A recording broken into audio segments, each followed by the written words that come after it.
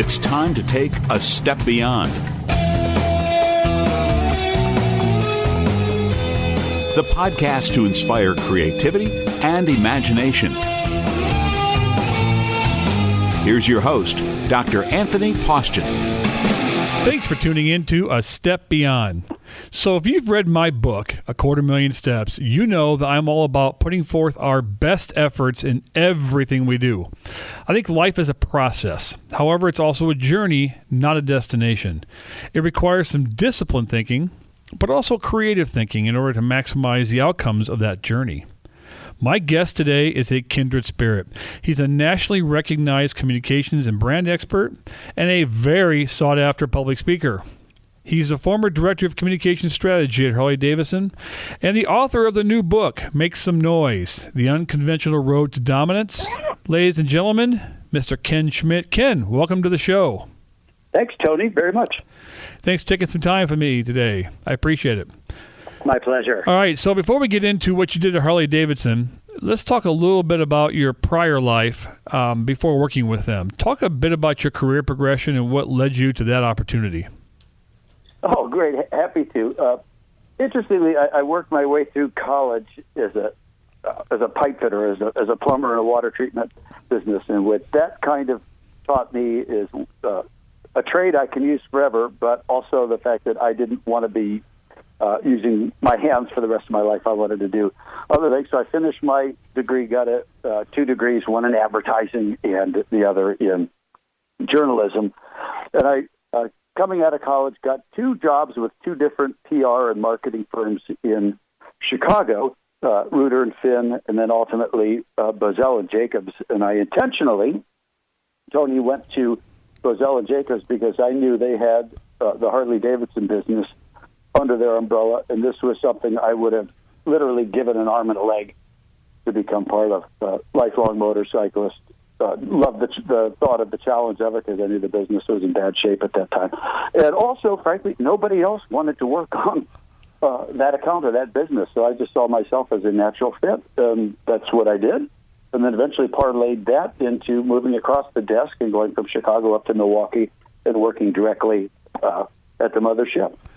Okay, so you went to work for Harley, and when you went there, the company was really struggling in the 80s, the mid-80s or so. So to help them restore their image and create more brand and demand for their motorcycles, before we get, let me back up. Before we get into that, let's kind of set the stage here. What do you think put Harley Davidson in that position in the first place? Back in the 80s when they were struggling? I mean, they had been open for business since 1903 and had been around for like 80 years. So what got them to this point? What got Harley in trouble was that Harley eventually began playing the game the way you see so many businesses operating today. In essence, what I mean is took our eyes off the ball, began focusing all of the corporate effort, the business effort, the effort at the dealership, all effort was product focused. Everything was about product and glorification of product. At the same time that look-alike product was flooding the American market from places like Japan and even Germany, stuff that did what Harleys do for a lot less money. So here was Harley trying to compete with product against product coming from very well-recognized manufacturers and competing against product that did what ours did but cost a lot less. So that focus on the wrong stuff, and the focus on just glorification of product and resting on laurels is essentially what got the business into the most trouble, and the decline came very, very quickly. Okay, so after a few years with working with them, their sales actually started to rocket upwards, and the Harley-Davidson brand name became one of the most respected, dominant, and profitable motorcycle brands in the world. So what exactly did you do at Harley to help make that happen?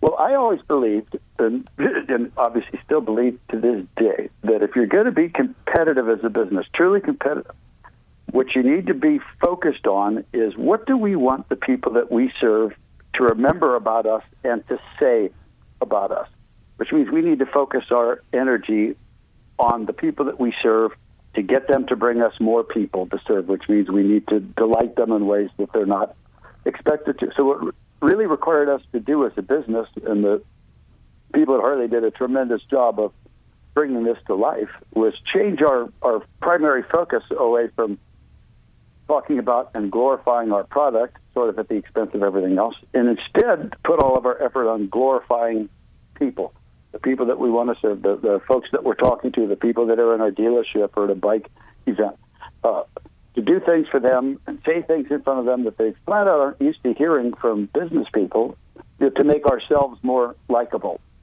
And as we began to do that, and customers began to appreciate the effort that we were making, because they could see that we were doing something different, certainly than we had in the past, but also way different than what everybody else in the industry was doing. They saw that we were making more an effort to be people-focused and to focus our efforts on delighting people instead of simply selling them a product.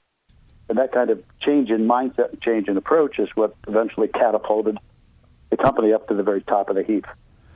Okay, so you're a thought leader on business communication, brand positioning, reputation management, human behavior, loyalty, and a number of other things.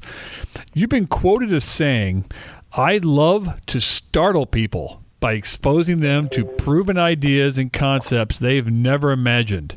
You've also said, "I always find that when hearts and minds are in perfect sync, real learning happens." What does all of that mean, and how do you do it? Oh, sure. Well, first of all, here's an obvious example. You're talking to people that are either owning and running businesses or people that are in sales and marketing at businesses, and you say something like, what's your single biggest competitive advantage? What they will almost always do is lapse into what I call quality speak, kind of corporate speak. So, we have unparalleled levels of quality, and our attention to detail is the sharpest in the industry, and our focus on, delighting customers. Customer satisfaction is unparalleled. And I've always had to tell people that you're not telling me anything that 8 billion other businesses on the planet wouldn't tell me. It's a sort of, I don't care about your quality message. Why? Because I assume that whatever you're selling or trying to sell me is really good. It's really great, or you wouldn't be in business. So why are you telling me things that I already know and take for granted? Why are you wasting this fantastic opportunity to show me how your business is different by telling me the exact same stuff that any of your competitors would say? And a lot of people, almost consider it heresy to not talk about, not glorify their product or their processes or their services, or to use the Q word, quality, because that's all they've ever known. So I like to kind of surprise people in that way, saying, first of all, let's wipe these words out of your vocabulary and never use them in front of a customer or potential customer again. If somebody else is saying it, you can't. Otherwise, all you're doing is elevating the people that you're competing against. You have to, if you're ever going to hope to be dominant, you have to be different than the people that you're competing against. We need to use different language, and we need to treat our customers and relate to our customers differently than they do. And the more we could focus on the human side of the equation, that is filling people's needs in ways that they don't expect. Their human needs, their needs that we all have for, ego boosts, or positive shots to our validation, things that make us feel good about ourselves. When we as business people are helping the folks that we serve or hope to serve feel better about themselves, 100% of the time they're going to come back for more of that, because we're a joy-seeking species, baby. And if somebody's going to make an effort to give us joy, we're going to remember that. We're going to be loyal to it and keep coming back. So that's really what I like to talk about, is looking at life, and business through a different lens, and it's the lens of reality. What attracts people, what turns us on, and what turns us off. And instead, let's focus on the stuff that attracts people and turns them on. Let's kind of stay on this topic for a second.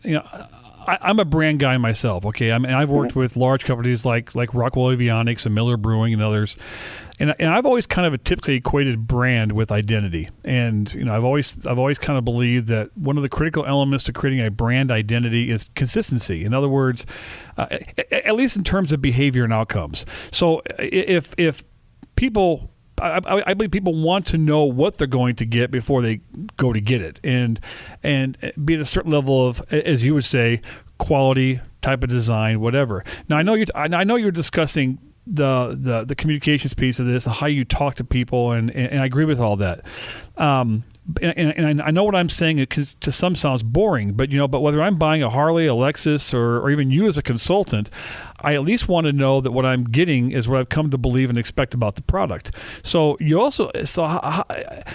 I know what you're saying, and I know I know why you're saying it, but there's still that brand perception psychology out there where people still have to know it's still an awesome product, and if you don't tell them in some way it's an awesome product, how are you doing this? I mean, is your strategy to have others say it for you? I mean, by making them feel good about it, that they decide that they're going to tell other people about your quality, so you have to say it yourself? I mean, what's your strategy here? I mean, how are you doing that? There's actually a lot of things happening here, Tony. And first of all, to your point about having, obviously in a buying dynamic, you need to know something about what you're buying. And that is, to me, that's all the stuff that I consider kind of the brain-driven side of the equation. That's product specification, how things are made, the processes behind it, whatever the it is that's being sold, be it a product or service. Unfortunately, that's where most businesses spend the majority of, their go-to-market budget. Right, I agree with that. Focus on telling people what the it is, and they're not focusing on the stronger part of the equation, which is the emotional side, the human side. Right, and why it should matter. Right, because we make way more decisions, infinitely more decisions with our gut and our feelings than we do with our brains. I like that. That's cool. That's awesome. Your confidence is becoming my confidence. Whatever these things are, that's not rational and brain-driven. That's emotional. And when we can play to the emotional side while also delivering that rational stuff, we've got the description of what it is, but we also have this more positive, powerful, potent emotional stuff behind it. That makes for a very, very potent cocktail. Well, and I agree with you 100%. I mean, look at Louis Vuitton, for example. I mean, God bless America, man. They're selling basically a product that's waxed canvas for the most part. Mm-hmm. It's not even like leather, top quality leather. Now they do have leather products, but the majority of their products they sell is just waxed canvas, and people are willing to pay premium dollar for it because of how it makes them feel. And Louis Vuitton's gone. I agree. Off the other side of the coin, they don't even discuss the quality of their product ever. I mean, I hardly ever see an ad or anything about Louis Vuitton. It talks about how their products are made, what they're made of, et cetera, et cetera. It's all about the human side of the equation. So I agree with you. You're dead on with that. But at the end of the day, I always tell my wife and others, I'm like, it's still waxed canvas. I mean, it is what it is. So true. And what to that point, because I know a lot of people say, well, yeah, I mean, easy for the Louis Vuittons or the Guccis or the Harleys of the world, to talk about bridging that gap between the rational side of our being and the emotional side. But we sell life insurance, or I sell tax software. I sell something that's kind of seen as boring or unexciting. And I say the point is and always will be, at the end of the day, business comes down to people selling to people serving people, regardless of what the thing is that's being sold. Is I either like you and what you represent and the business that you represent, or I don't. And if I like you, I like your approach, I like how you do what you do, I like how you make me feel about myself when I'm in your presence. If I like you, that's all I need. That's the only competitive chip that a business needs for me to prefer you over any one of the umpteen other businesses out there that are also selling, the same product, essentially the same product, or using, something like low price as their competitive lever. The human side, the thought, I like you, I like what you represent, I like what you're saying, I like what you're doing for me. That's dynamite. I mean, that's what makes one business different from another. That's why when the person goes into that Louis Vuitton shop, regardless of what they do for a living or how fat their wallet is, or the color of their skin or the God they pray to, they know they're in that environment. They're going to be made to feel really good about themselves. Right. That's like you made it, man. You sling that bag over your shoulder, and you look like $1 million. And pow, the person's walking out with a Gucci bag, right, or a Louis Vuitton bag, whether or not they could afford it. They see the value.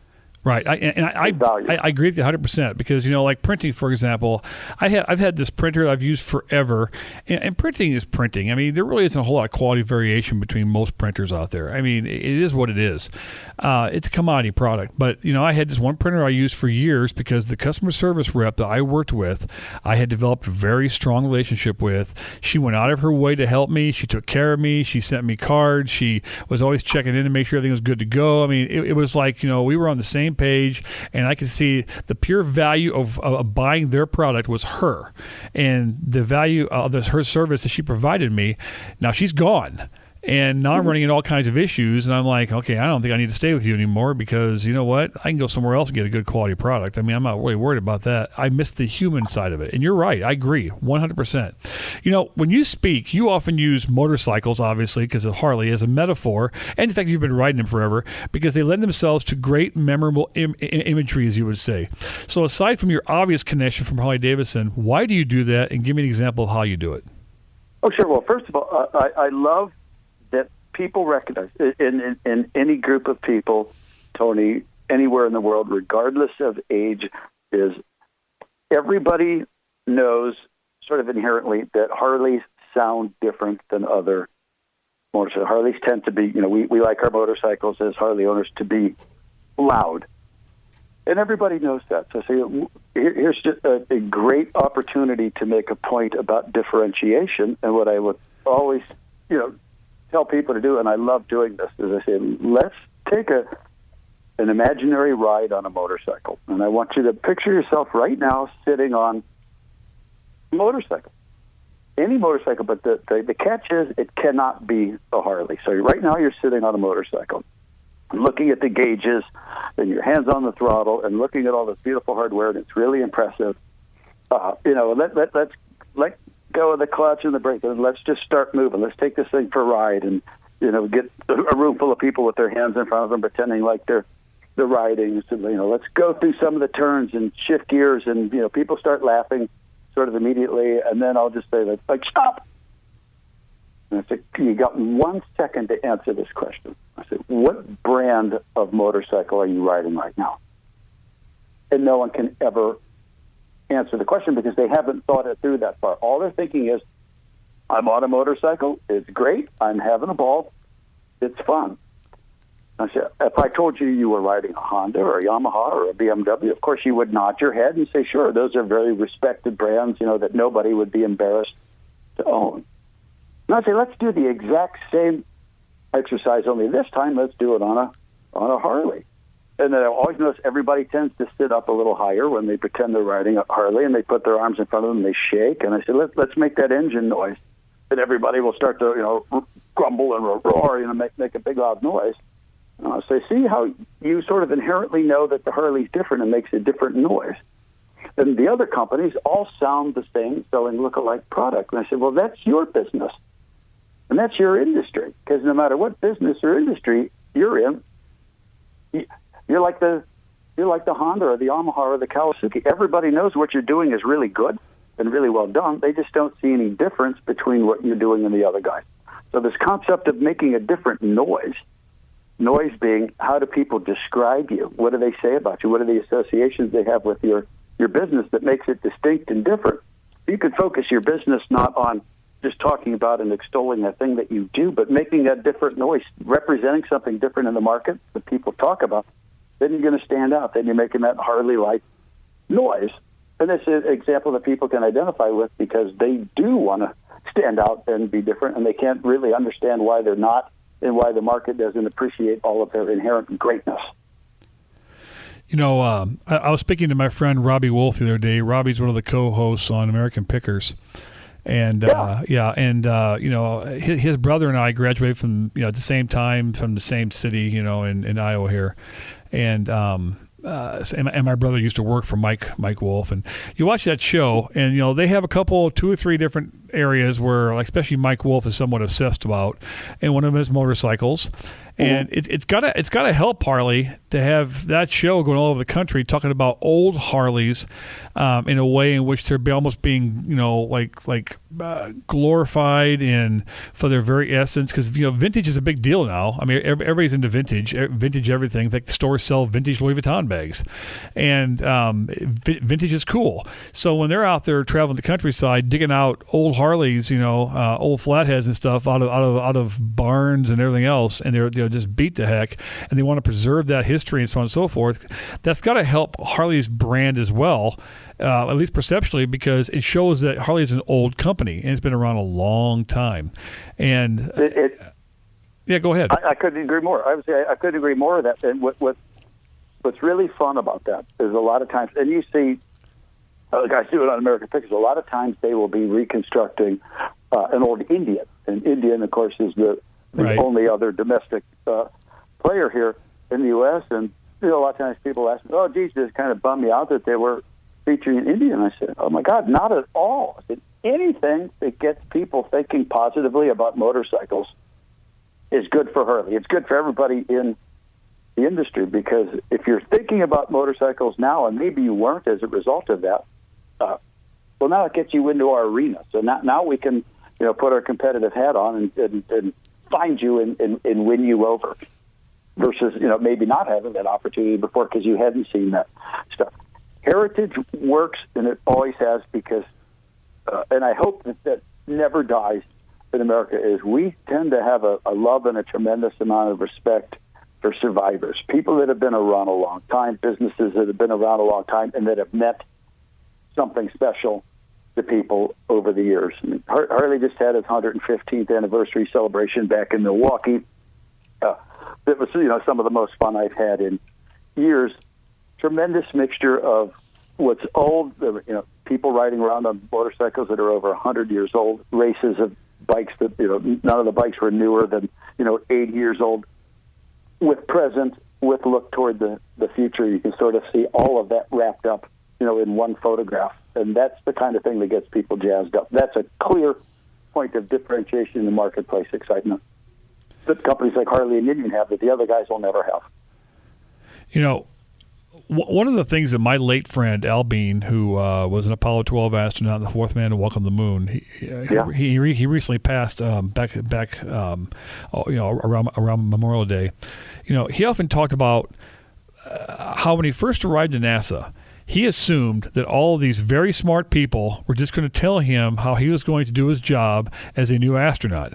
What he quickly realized, though, is that he was surrounded by a lot of smart but very flawed average people, and he had no idea how this was going to work. But he showed that by coming together, these average people were able to do some very extraordinary things. You do a ton of speaking. You've also been known to say something similar to that. What does that mean to you? That kind of thinking. Well, first of all, it points to sort of a default shortchanging that we all tend to do of each other. But this organization isn't smart enough, or we don't have the talent, or we don't have the horsepower to all pull together and do something, because we've always just sort of done business the way we always have. Et cetera. We hear this all the time. But virtually any time, you could take a, perfectly average group of people, and every business in the world, I don't care what is made up of perfectly average people. But you get a room full of people, a group of people, or an entire culture of people that are in agreement and understanding not only what they're supposed to be doing as individuals, but what we collectively are doing, why we're doing this, what we want to see happen, and the role that each one of us can play in making that happen. Well, pretty soon you start seeing, a group of perfectly average people starting to do extraordinary things and feeding off of each other's energy. But unless there's a level of encouragement and expectation that this is going to happen, unless leadership is modeling the kind of behavior that puts all of its emphasis on being extraordinary, reaching further today than you did yesterday. Unless that's happening, then an organization that flat out won't happen.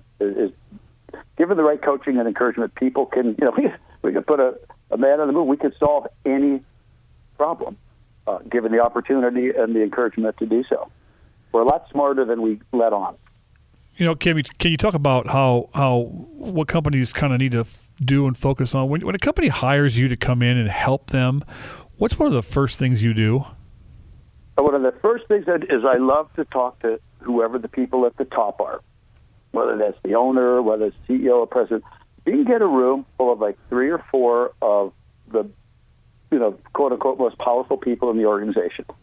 And I'll slide a piece of paper and a pencil in front of each, and I'll say, I'm going to ask you 3 real simple questions. Just write your answer down. First thing that comes to mind is, from a business standpoint, who are we? What do we do? And why should people do business with us? And collect all the papers. Everybody will pretty much describe who we are and what we do somewhat similarly. Why people should buy from us, I will get completely different answers from everybody.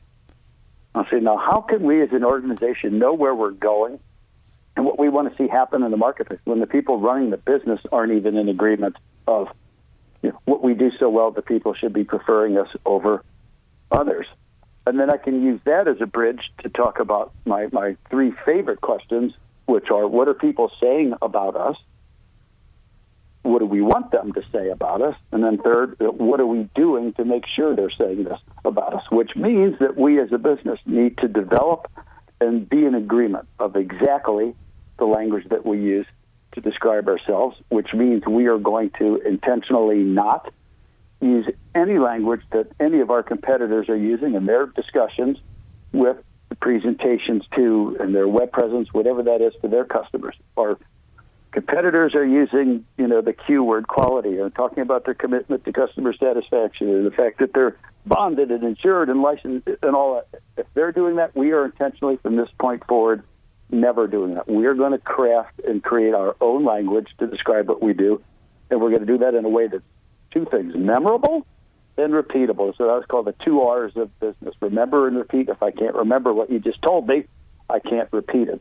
And if we want people to do that, third leg, we want people talking about us the way we want them talking about us, we need to be using language that's memorable and repeatable.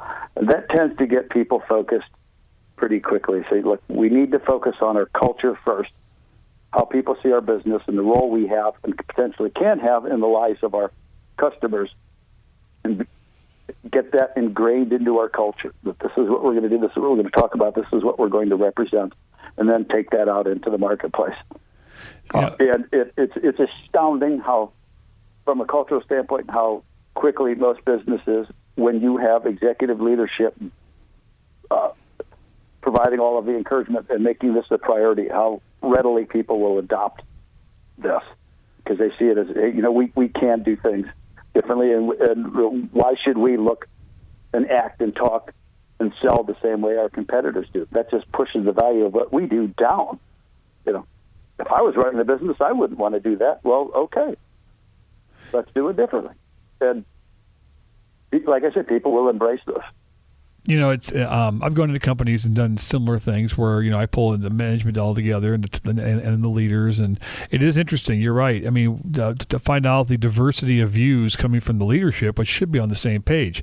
Something else I've done, it's even more shocking half the time, is I'll pull together a cross-section of workers, just common laborers in the business, and get their views about what's happening. And it's amazing how I find those are so diverse from what leadership's assuming or what they believe to be true and what's actually happened sometimes.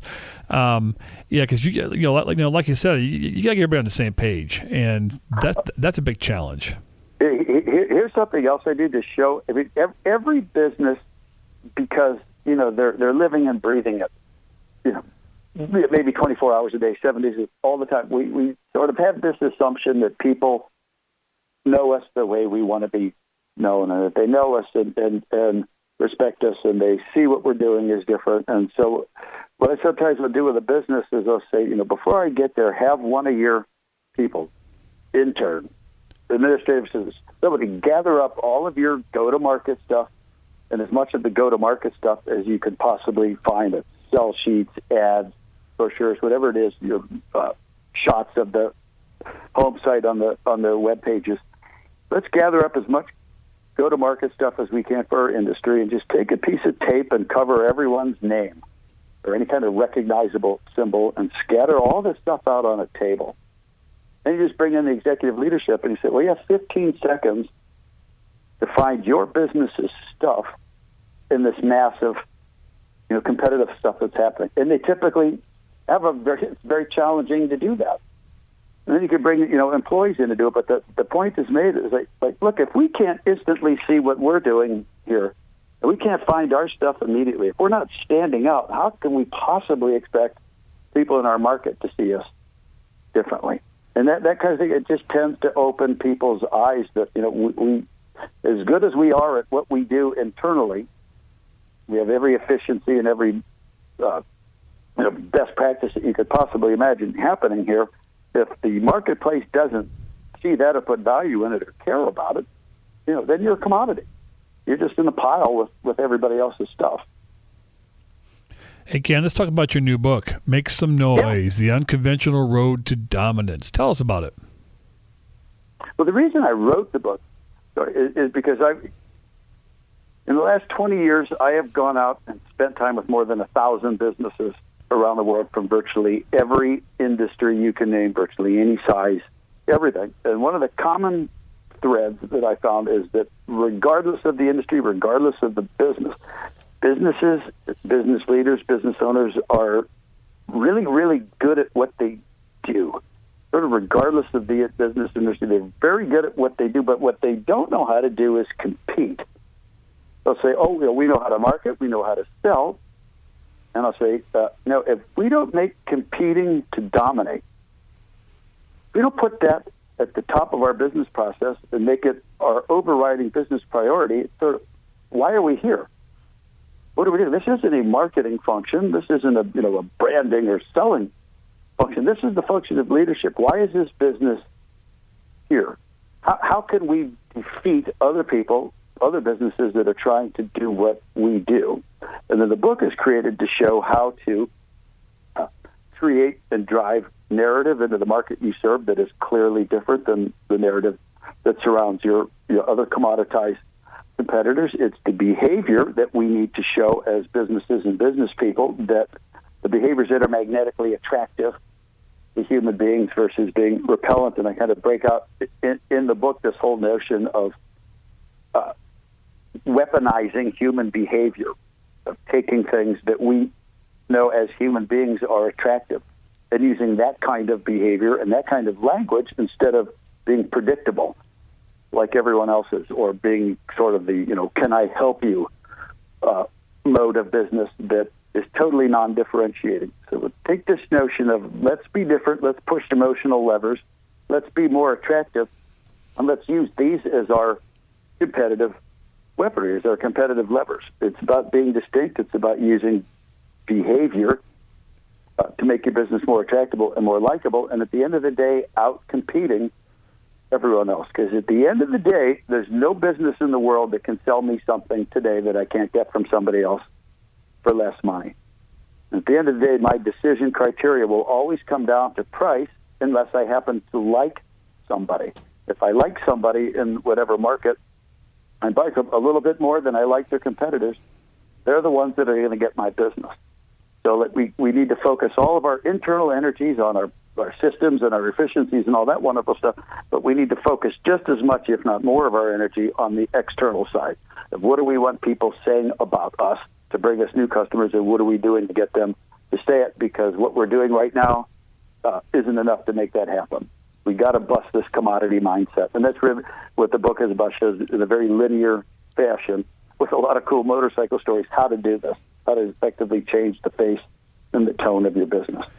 And also, Tony, I never use the word brand when I talk with business people. If I'm talking to business leaders, I'll talk brand all day, but if I'm talking to just average folks, average people that work for a living, I don't use the word brand because that's not a word that people readily identify with. If I talk about competition and competing and reputation, those are words that people can personalize and use. And then they feel like, all right, this is something I can take ownership of, versus, brand, which just sounds like something that marketing people worry about. It's funny. I talk to a lot of millennials, and I will say that brand is definitely in their vocabulary because all they ever talk about is creating their personal brand. They're all about brand. Their own, Yep. It's like, wow. it's probably more important that you think about the brand of your business you're working for. Ken, you talk about being distinct, unique, unconventional. I think the word unconventional is in your book title. That requires creativity, obviously, and it's a big element in what you do to help companies. What does creativity mean to you? Creativity to me means finding that there are always other ways to reach the destination, no matter what that is. And sort of the ethos of my book, and this whole notion of the way I position the book, the way I position a lot of stuff is that what we're doing in business is similar to taking a long motorcycle journey. And if your idea of a long journey is just sitting on the freeway with everybody else going the same direction, follow the leader, just following the car in front of you, I mean, that's sort of what commoditization looks like. Everybody doing the same thing, trying to get to the same place. Let's find more creative solutions to get to that destination, whatever that destination is. Let's do more on side roads. Let's go discover more, because there's always more to see when you're off the freeway and when you're not following everybody else. It just requires a change of mindset. This is, hey, rather than simply rolling out new products and taking them to the trade show and things like we have done for years, or like all of our competitors do. Let's hit aside. What can we do that's going to give people some element of a sense of discovery here? What are we going to do, or what can we do that's memorable and story worthy for them? Creativity is something that every human being possesses, but in most organizations, humans, people working there never get a chance to express it. Well, this is a way to express it. Instead of doing what we've always done in a different way, let's do something completely different in a different way. How would you do it? If this was your company for the day, how would you do it? And you ask that question to anybody at any level of any company on the planet, and they're going to have ideas immediately because they see it every day. Things would be different if I was president. Well, what would you do? Tell me about that. And they always have, really, really solid creative ideas. It's just a matter of harnessing that, showing how much value as a business leader that you put on that encourages people to speak up. Another central tenet of the book that plays into that is the notion of loyalty and where loyalty comes from. And it goes like this: any source of joy in our life, anybody or anything that makes us feel good about ourselves, even if it's just for a second or two, we will reward with loyalty, because we're a joy-seeking species. If you make me feel good about myself, I will come back to you over and over and over until you fail to make me feel good about myself. So from a leadership perspective, if you want to bring that creativity out into your people, as you ask the simple questions like, what would you do? How would you do it differently? And then you sort of react with delight to what they're saying. Nobody in that position is not going to feel a little bit better about themselves.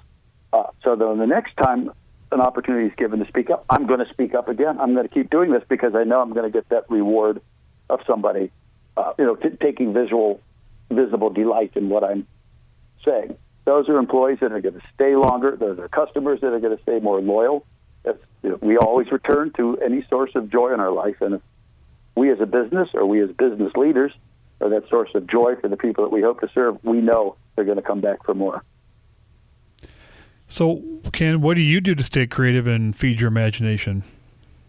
I am a incurably curious person. What I really love about what I do, like today, for example, I'm at a meeting of people that are in the office furniture industry, and if there was ever a more commoditized industry, and obviously all industries are commoditized now, it would be this one. And just to be able to see behind what businesses do, how they make what they do, how they bring it to market, to me is always going to be utterly fascinating, because this is stuff I wouldn't ordinarily be exposed to, and I see so much happening, on product side, on service side of businesses, that is just brilliant and fascinating and really interesting to me, that it just always makes me hungry to learn more. And virtually every day is different, and I try to learn something different every day and sort of pick and choose and steal the good stuff that I see when I'm out there, because there's a lot of really great stuff happening. And if you get a chance to see it, then and I know you do with your line of work, is you want to go out and see this stuff. You want to hear the stories. You want to hear what worked and what didn't work, so that you can share that with others. And that's that's the best part of my job. Well, Ken, thanks for chatting with me today. I appreciate it. Let me end the show by asking you this. Yeah. If you could share one piece of key advice with senior leaders and executives for just across the board in general, what would that be? Oh, boy. The single one I would put at the top are two letters, R and R. Remember and repeat. And regardless of what we're doing, if I'm going to be speaking to an employee, a room full of employees, a room full of prospective investors, a room full of prospective customers, I need to go, before going in front of these people or saying something to these people or communicating with them online or whatever that is, I need to ask myself, what do I want these people to remember and repeat about what I'm about to say and do? Because if I'm not focused on that, and if they're not remembering what I said and telling somebody else, that means I didn't tell them anything, and that what I did tell them wasn't worthy of being talked about. Because we want to be talked about. We want to build our reputation. We focus on remember and repeat anytime we're around people that are important to us. I promise you'll not only be more competitive, but it becomes a habit, and it becomes a habit quickly. Well, thank you, Ken. You have an amazing understanding of what it takes to be unique in this very noisy, chaotic world, my friend. That it is, my man. I would encourage everyone to get a copy of your book, Make Some Noise. They can get more information by visiting your website at kenspeaks.com. Wow, you can't get any more simple than that. kenspeaks.com. And thank all of you for listening and taking a step beyond with us. In this country, we love a success story. So much so that we often turn these stories into books and movies. And Ken's story with Harley Davidson is definitely a success story for the ages. But you also can't fix a problem by continuing to do the same things that caused that problem in the first place. Like Ken says, you can't do what's expected and hope to stand out. Like the title of his book, you have to go make some noise. I hope you'll continue to listen to A Step Beyond and become inspired to be the very best version of yourself. I'm your host, Anthony Postian. Follow your dreams. Thanks for listening to A Step Beyond. Take a moment, if you would, and leave a review on iTunes and share the podcast with those who need to be inspired to become more creative and imaginative in everything they do.